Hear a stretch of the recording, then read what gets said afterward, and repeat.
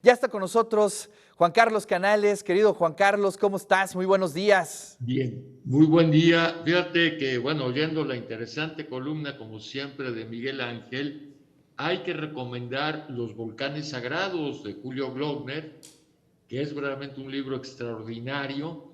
Yo ahora lo he estado releyendo y es un gran libro. Claro, lo que está en juego son dos visiones de la Exacto. naturaleza.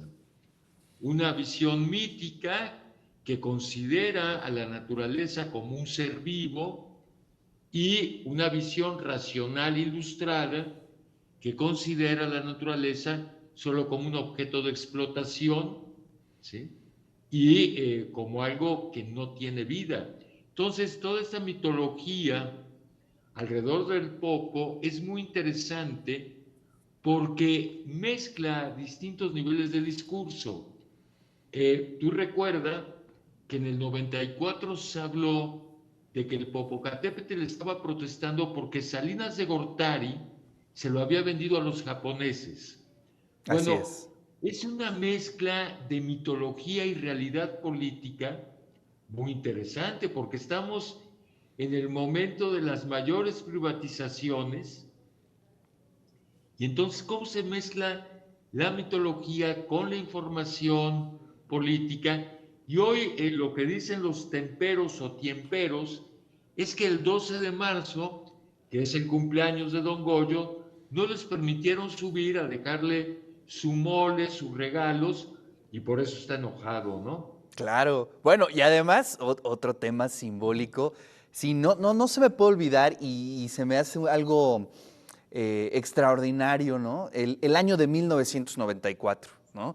Que sin duda alguna fue un año paradigmático, pues el Claro. cierre del siglo XX y a partir de ahí se generan De una muchos violencia cambios. terrible, ¿no? Fue un año que cambió la historia de este país. Así es. Y bueno, pues ahí estuvo el Popo también ahí presente, ¿no? Claro, claro. Pero bueno, hoy no vamos a hablar Vámonos a la del película, Popo, vámonos a la película. vamos a hablar de una película, Cómprame un revólver, de 2018, de Julio Hernández Cordón, que retoma otra vez la situación de los niños en el narco. Fíjate que a partir de de la película, me preguntaba ayer si este tema está en la agenda de los políticos y te das cuenta que no, que Claro. desgraciadamente no, cuando debería de ser una de las prioridades políticas de este país pensar y enfrentar la situación que viven los niños en las zonas del narco, ya sea como víctimas de la violencia o como actores de la propia violencia. Entonces, la película de Hernández Cordón vuelve a retomar el tema del narco, como ya lo había hecho Eli, Noche de Fuego, que retoma el tema de los niños, pero aquí con una característica muy especial que me gustaría ligarla a los cinco diablos que comentamos la semana pasada, que es ver a los niños no solo como objetos pasivos de la violencia, sino como seres que encuentran posibilidades de sobrevivencia en ese terrible medio. ¿Sí? Entonces, me parece que esta es la clave de la película.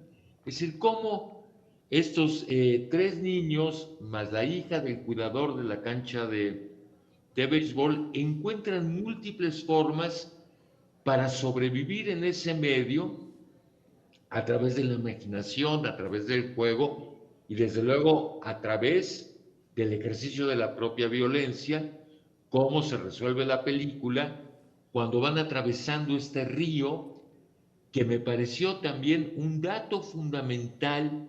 ¿Qué simboliza ese río? Creo que ahí se juega gran parte de la polisemia de la película. Me preguntaba luego de verla, ¿ese río es el Aqueronte? ¿Es el Leteo? Esos ríos que pertenecían al Hades, ¿sí? Es decir, me parece que tiene una carga simbólica la travesía del río importantísima.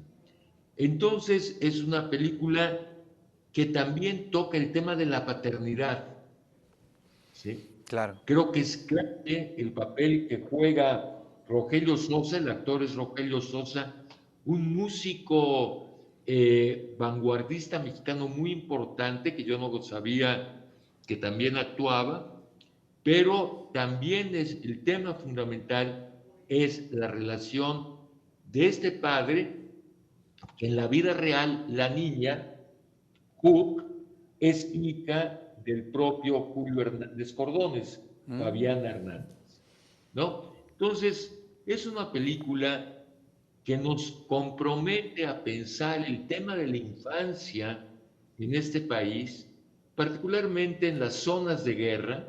Podemos hablar de zonas de guerra, pero también en general preguntarnos sobre la infancia en México, desde la alimentación, la educación, ¿sí? Y las posibilidades de vida que tienen esos niños.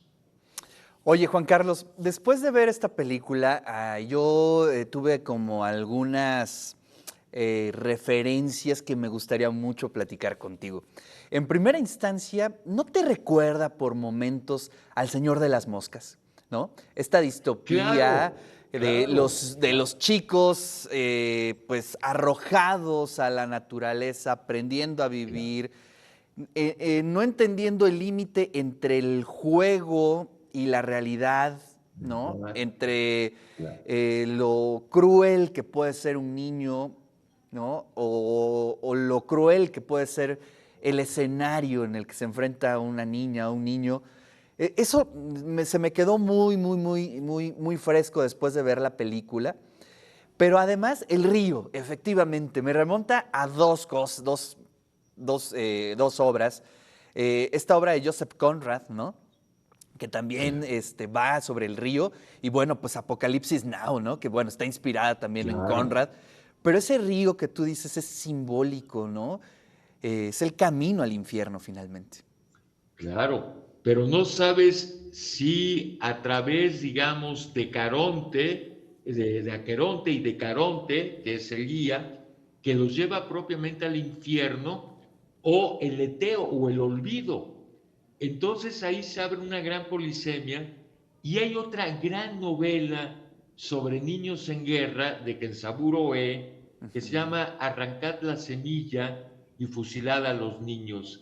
Es una de las, junto a la de Golding, es una de las grandes novelas del siglo XX que tematiza la sobrevivencia de los niños en la guerra. Claro, Entonces, claro que es una compleja, digamos, no solo es el retrato realista de la violencia, sino hay toda una dimensión imaginaria, ¿no? Los niños cómo juegan, cómo, porque hay muchas cosas que no sabes si los niños están inventando o resolviendo imaginariamente, la propia niña, ¿no? Y entonces es una película muy sugerente, sobre todo por el final y toda esta riqueza polisémica que nos ofrece. claro.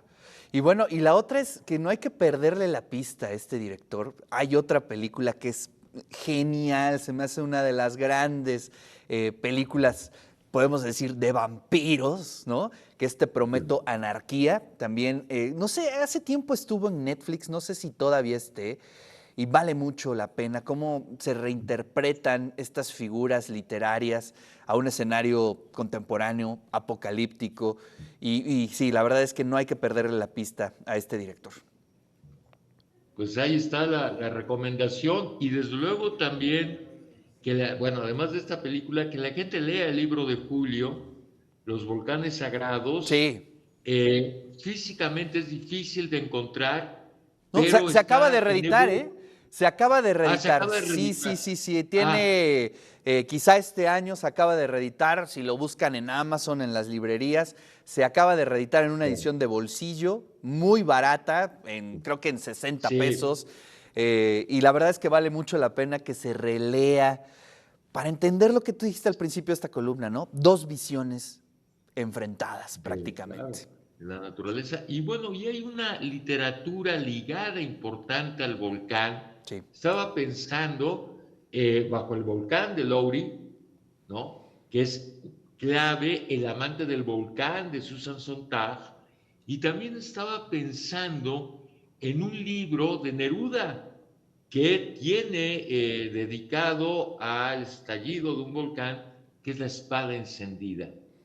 Bueno. Entonces, claro, y bueno, y ver a otro referente importante son los grafitos amatorios pompeyanos, Ujú. ¿sí? Que la gente dejó escritos en Pompeya, grafitos eróticos, son eróticos, en las paredes de sus casas, etcétera, etcétera. Entonces también es un documento literario antiguo muy importante. Desde luego son procaces, lascivos, no les interesaba lo políticamente correcto, ¿no? Pero que constituyen un gran documento literario del mundo latino. Juan Carlos, pues como siempre un placer escucharte, Gracias. dialogar contigo y nos vemos al ratito en el Consejo de Cultura. Nos vemos al ratito. Buen día, gracias a ti y a todo el auditorio. Buen día.